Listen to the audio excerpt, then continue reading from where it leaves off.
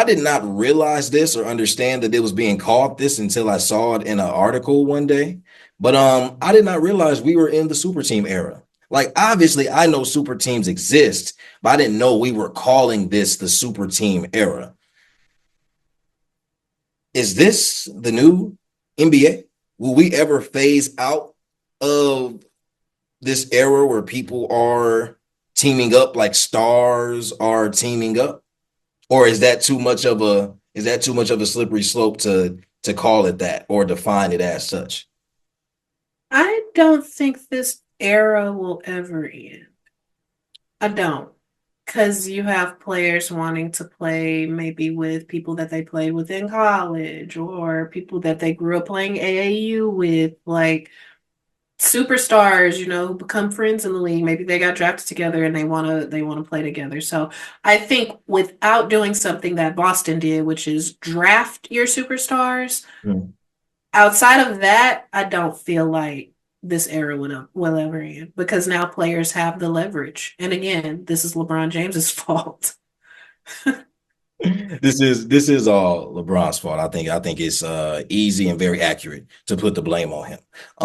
No, but is that a bad thing for the league? I don't because it makes it enticing, like and I wouldn't even call this the super team era. I wouldn't. I think that super team era left when KD left Golden State. Like point out another super team. That's I think this is the era of duos. This is the dynamic duo era. This is not a super team era. But yeah, I don't know. I do feel like this is great for the league because, it's more enticing. Like when that cat trade happened, we can't wait to watch the Knicks now. Like, what is this gonna look like? And I know that's pretty much the same thing with all big trades, but it's like these big trades are now pairing superstars with other stars. So not only is Cat in New York, but Jalen Brunson is coming off a monstrous season. That's juicy. very. Okay, Julius Irving was injured last season, but prior to that, he was balling. What does that look like next to Nas Reed and AE, who ascended last season? Like, those are the things that get us sports fans hype, and we can't wait for the next season. And so, yeah, I do believe that that's good for the league. Yeah, no, I agree. I think that it's more accurate to say that the super team era was that 2010 to when did KD leave? So the 2010s, essentially, because KD Yeah. left in 19. I think you could say that decade was more so the super team era. And I guess in a way that helps define it because I think super team is when you have three. Yeah, I think exactly. super team is when you have three bona fide stars. And I know Yeah. people, we make the jokes all the time about Bosh in Miami, but if you don't know about Toronto, Chris Bosh, then I don't know what to tell you. Go do your Yeah. research, check your references, last pod titles if y'all been peeping. But nonetheless, yeah, like he's a star. Same way when it was Steph, Clay, and KD, three stars. I think Phoenix is a little bit different because in no way, shape, or form am I taking away from Bradley Beal being a superstar, but it don't feel the same. Phoenix doesn't feel like a super team. And I don't know if that's just because maybe they never gelled and like found it, but I don't know. It just doesn't give the same feeling. And I agree. I don't think it's bad for the league. I also think that you are just seeing more talent Mhm. in, and like you said, we also aren't. There's a lot more players that are growing into superstars, right? We don't have too many players that are coming in as bona fide superstars, or I don't even think that it's the idea that so many superstars genuinely want to play like with another bona fide superstar. There aren't too many situations where like, oh, Bron said, I want to go play with Dwayne Wade, who Yeah. already has a chip and is on his way to being a top five shooting guard. Oh, and Chris Bosh, who Mhm. is one of the top five power forwards in the league. This ain't KD saying, I'm going to go to a team with the greatest shooter of all time at this point. We pretty much already understood that the greatest shooting backcourt of all time, that conversation was already happening on top of a team that was 73-9, right? Exactly. So we don't have decisions like that being made anymore. So I could see how more so those decisions and the way those teams were constructed, defining the super team era.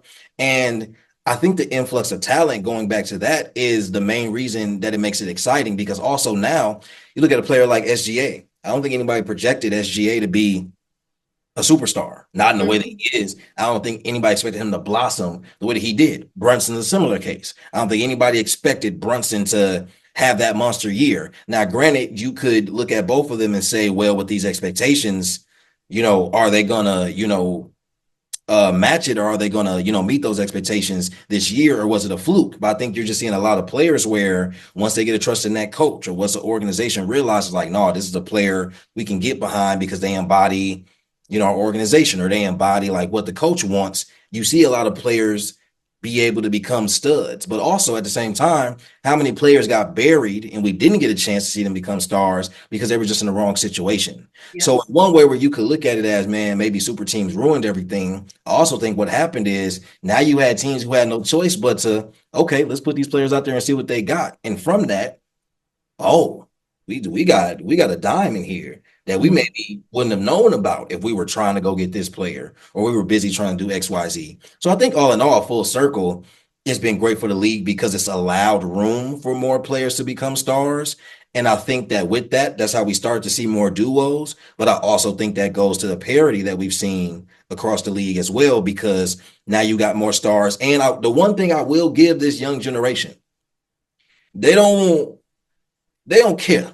Okay, these young dudes, the YNs, as I The like YNs, yeah. YNs, the YNs of the NBA, they don't care. They want to get the old heads out the way.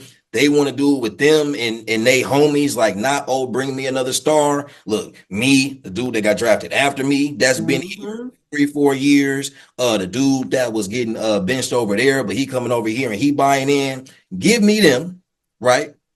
And let's go to work. And I think that that's a part of what has made the NBA interesting as well. So all in all, a lot of words, but I agree. Yeah, no, I got something to say about that. I think it is so unfair for Minnesota to have AE, Rob Dillingham, and then Terrence Shannon. It's gonna be fun. That's going to be nasty. I give them this season. Jail, see what you need to do. By next season, like 25, 26, that's gonna be crazy. It's gonna be fun to watch. And I think with Minnesota specifically, I think the evolution of Ant will tell us everything, obviously. But if Ant continues to take the leaps, I think he can account for Rob's adjustment because Yeah, obviously he'll have to adjust. yeah, But if Rob adjusts quicker than people expect, even better. And I keep saying this. I was saying this on the episode with Miguel when we talked about it.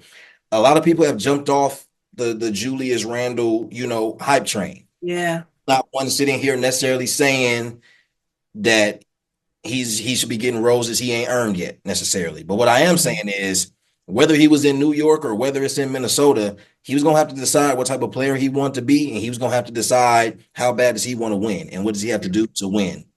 I don't think that he had horrible relationships in New York per se, but I think if he's looking at the season that Anthony Edwards had, Yeah, what yeah. what else you gonna do, bro? We gonna sit here and cry about touches, or we trying to win? What you want to do? Hmm. But also depends how AE commands that team as well. You know what I'm saying? But yeah, I'd agree. I don't necessarily want to see. I don't want to see this era end, even if it's not the super team era. Yeah. I hope the league continues to go in this direction. I hope the parity continues, and I hope to see this changing of the guard where, okay, you got the OGs who are pretty much solidified and don't need to do much anymore. That's the LeBrons, the Stephs, the KDs, all of that. Then you got that middle of the pack, like the Giannis's, the Jokic, the Embiids, where it's like they've proven enough. They're essentially solidified, but they can really make their claim. They still got some years to do that. But then you got Hmm. the young guns like the Lucas, like the AEs, the Brunsons, the Halliburton evens, Paolo when he gets there. Like these players, like, nah, I think it's my time. I want to see if we can go on a little run. So I think that in and of itself as a result of the super team era, has put the league in a really, really good place, all things considered.